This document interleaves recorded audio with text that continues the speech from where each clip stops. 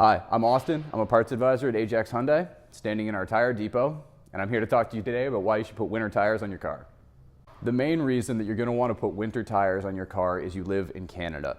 All-season tires are not all-season up here. Once it gets below 7 degrees, they just don't work as well. The rubber gets hard and the grooves don't do the same thing that they do when we're dealing with a warm tire.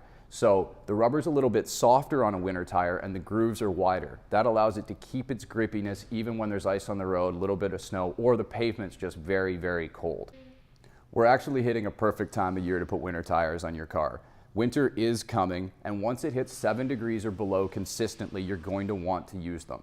So we've got rebates right now, and not all of our tires have been taken out. If you're calling now to book your winter tire package, rims and tires will likely be in stock, and you'll be properly prepared when we get that first snowfall of the winter. You won't be waking up with any nervous jitters about going into work that day. Thank you so much for watching. I hope I've been able to answer any questions you might have. If you have any more, feel free to contact the parts department at 905-427-0111, and we'll give you all the information we can. Thanks again, and be safe.